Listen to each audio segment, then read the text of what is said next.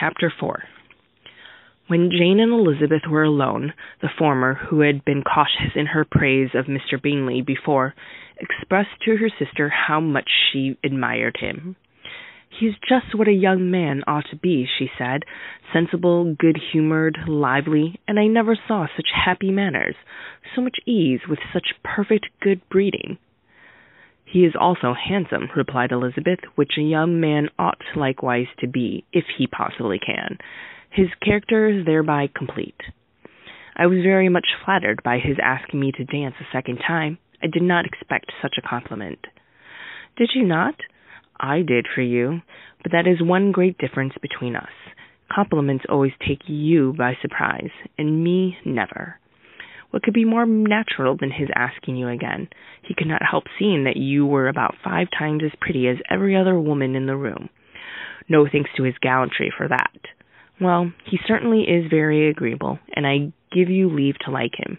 You have liked many a stupider person." "Dear Lizzie." "Oh, you are a great deal too apt, you know, to like people in general. You never see a fault in anybody. All the world are good and agreeable in your eyes. I never heard you speak ill of a human being in my life." "I would wish not to be hasty in censuring anyone, but I always speak what I think." "I know you do, and it is that which makes the wonder. With your good sense, to be so honestly blind to the follies and nonsense of others. Affection of candor is common enough. One meets it everywhere.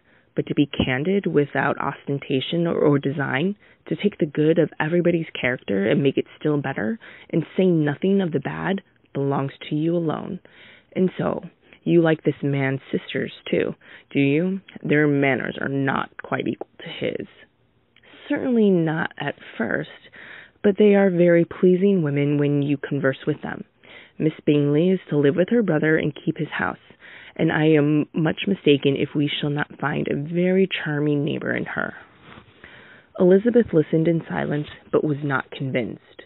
Their behaviour at the assembly had not been calculated to please in general, and with more quickness of observation and less pliancy of temper than her sister, and with a judgment too unassailed by any attention to herself, she was very little disposed to approve of them. They were, in fact, very fine ladies, not deficient in good humour when they were pleased, nor in the power of being agreeable where they chose it, but proud and conceited. They were rather handsome, had been educated in one of the first private seminaries in town, had a fortune of £20,000, were in the habit of spending more than they ought, and of associating with people of rank, and were therefore in every respect entitled to think well of themselves, and meanly of others. They were of a respectable family in the north of England, a circumstance more deeply impressed on their memories than that their brother's fortune and their own had been acquired by trade. Mr. Bingley inherited property to the amount of nearly £100,000 from his father, who had intended to purchase an estate, but did not live to do it. Mr. Bingley intended it likewise, and sometimes made choice of his country, but as he was now provided with a good house and the liberty of a manor, it was doubtful to many of those who best knew the easiness of his temper, whether he might not spend the remainder of his days at Netherfield, and leave the next generation to purchase. His sisters were very anxious for his having an estate of his own, but though he was now established only as a tenant, Miss Bingley was by no means unwilling to preside at his table, nor was Mrs. Hurst, who had married a man of more fashion than fortune, less disposed to consider his house as her home when it suited her.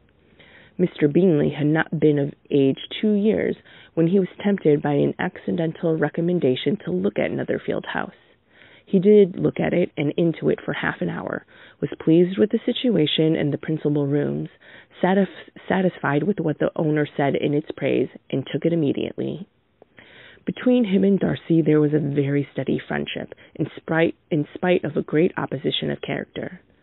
Bingley was endeared to Darcy by the easiness, openness, docility of his temper, though no disposition could offer a greater contrast to his own, and though with his own he never appeared dissatisfied. On the strength of Darcy's regard, Bingley had the firmest reliance, and of his judgment the highest opinion. In understanding, Darcy was the superior. Bingley was by no means deficient, but Darcy was clever. He was at the same time haughty, reserved, and fastidious, and his manners, though well-bred, were not inviting. In that respect his friend had greatly the advantage. Bingley was sure of being liked wherever he appeared. Darcy was continually giving offence. The manner in which they spoke of the Meryton assembly was sufficiently characteristic. Bingley had never met with pleasanter people or prettier girls in his life. Everybody had been most kind and attentive to him. There had been no formality, no stiffness. He had soon felt acquainted with all the room, and as to Miss Bennet, he could not conceive an angel more beautiful. Darcy, on the contrary, had seen a collection of people in whom there was little beauty and no fashion, for none of whom he had felt the smallest interest, and from none received either attention or pleasure. Miss Bennet he acknowledged to be pretty, but she smiled too much. Mrs. Hurst and her sister allowed it to be so, but still they admired her and liked her, and pronounced her to be a sweet girl, and one whom they should not object to know more of. Miss Bennet was therefore established as a sweet girl, and their brother felt authorized by such commendation to think of her as he chose.